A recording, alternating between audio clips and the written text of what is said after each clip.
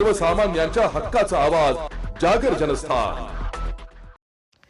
राज्याचे उपमुख्यमंत्री अजित पवार यांच्या विमान अपघातातील अकाली निधनाने संपूर्ण महाराष्ट्रावर दुःखाचा डोंगर कोसळला। या महानेत्याला श्रद्धांजली अर्पण करण्यासाठी आज धुळे शहरातील सेंट अँथनी चर्च येथे एका विशेष सर्वपक्षीय शोकसभेचे आयोजन करण्यात आले होते। राजकारणातील गटतट आणि मतभेद बाजूला सारून धुळ्यातील सर्वच राजकीय पक्षांचे नेते आणि पदाधिकारी एकाच छताखाली जमले होते। यावेळी संपूर्ण परिसरात अत्यंत शोकाकुल वातावरण निर्माण झाले असून जिल्ह्याने आपल्या लाडक्या नेतृत्वाला जड अंतःकरणाने मुकाट निरोप दिलाय। या शोकसभेला जिल्ह्याचे पालकमंत्री जयकुमार रावल, राष्ट्रवादीचे आमदार अनिल पाटील, धुळे ग्रामीणचे आमदार राम भदाणे आणि शहराचे आमदार अनुप अग्रवाल यांनी उपस्थित राहून दिवंगत अजित पवारांच्या प्रती आपल्या भावना व्यक्त केल्या। त्यांच्यासोबतच माजी आमदार राजवर्धन कदम पांडे, माजी आमदार शरद पाटील, माजी महापौर कल्पना महाले, माजी महापौर जयश्री अहिराव, भगवान करणार आणि चंद्रकांत सोनार यांच्यासह जिल्ह्यातील विविध सामाजिक आणि राजकीय क्षेत्रातील मान्यवरांची उपस्थिती होती।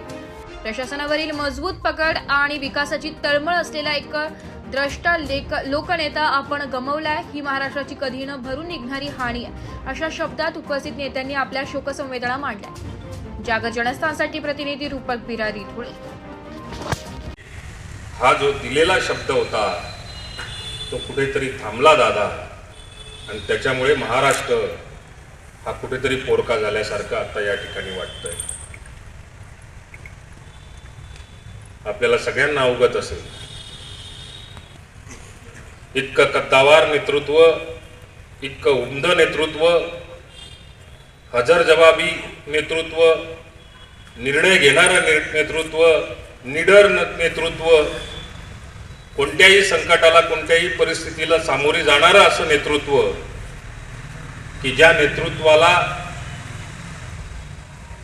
अवघे 40 वर्ष राजकीय क्षेत्रामध्ये प्रदीर्घ असा अनुभव असलेला, प्रशासनामध्ये वेगवेगळ्या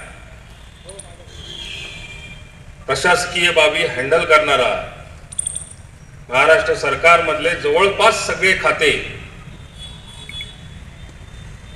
त्यांनी अतिशय जवळून बघितलेला नेता, असा नेता व्हायला बरेच परिश्रम लागतात, बराच कालावधी लागतो।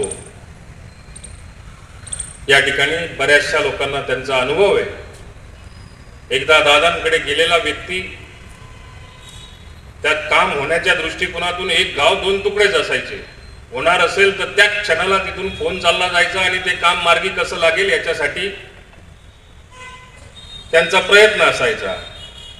आणि जे चुकीचं असेल आणि होणार नसेल तर कार्यकर्त्याला राग जरी आला तरी सुद्धा ते त्याच्या तोंडावर सांगायचे की हे शक्य नाही।